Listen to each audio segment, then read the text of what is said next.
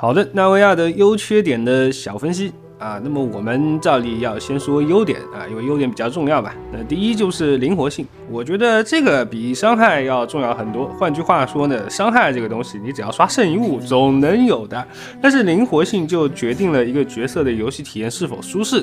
那么纳维亚的灵活性呢，首先体现在它的这个启动方面啊，作为一个战绩启动角色，而且存在2发，所以启动是比较灵活的。虽然说想要打出最大的伤害呢，需要结晶盾去叠层，存在一定的启动时间，但是总体来说啊，战绩启动应该属于这个游戏中比较优秀的一档。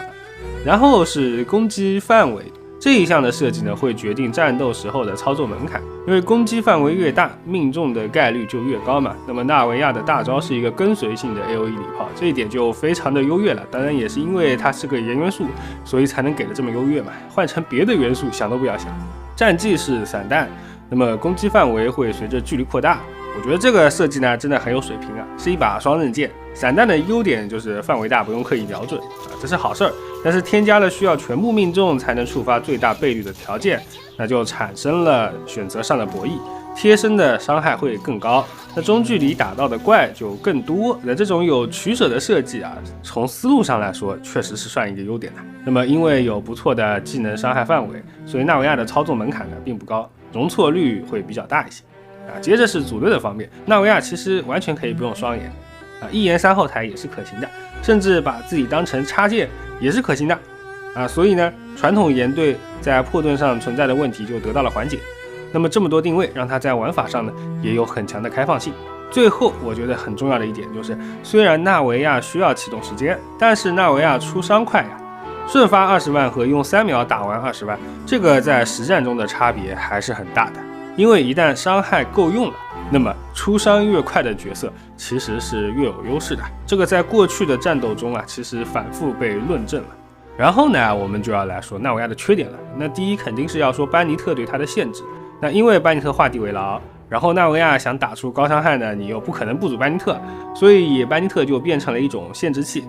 亏灵活性赚伤害。但深渊最大的难点其实也不是打桩考验玩家的伤害够不够，而是通过盾啊、挤模型啊、机制啊、站位啊以及生存去克制玩家队伍中核心角色的输出嘛。所以我觉得被班尼特拐起来的纳维亚能打出亮眼的伤害，并不能完全证明纳维亚的强度。我觉得一个不依赖班尼特、灵活度高且队友能随意替换的纳维亚队伍，如果能在深渊中有长期良好的表现，那才能体现纳维亚的强度。另外我们还可以发现，纳维亚开炮的俯仰角度很小，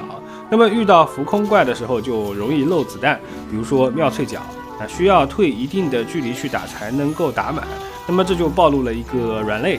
就是如果以后设计出上下移动的原模，这就会让纳维亚陷入到进退两难的局面当中，而且原模的体积呢也能够有效的限制纳维亚的输出能力，所以纳维亚的稳定性呢更多是需要玩家通过经验去提高的。其次是目前缺少队友，未来并不能断言，理论上速切是可行的，但是队友现在确实不是很齐全，所以也不能盲目的去画饼，就一定是未来可期了。虽然我也很自信但是就现在而言，如果把纳维亚当成一个 C 位，那么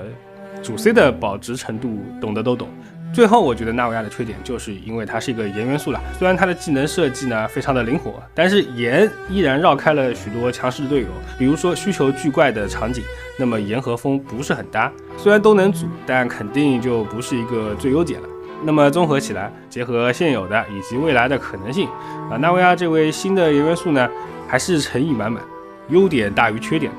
设计灵活，伤害充足，人设美好。而对于 XP 玩家和手里缺少主 C 的玩家来说呢，肯定是值得抽取的。但是对于手里不缺强度的玩家来说，就是抽不抽纳维亚，还真就是因人而异了。好的，那么我是提瓦特弟弟，本期呢就到这里，我们下期再见。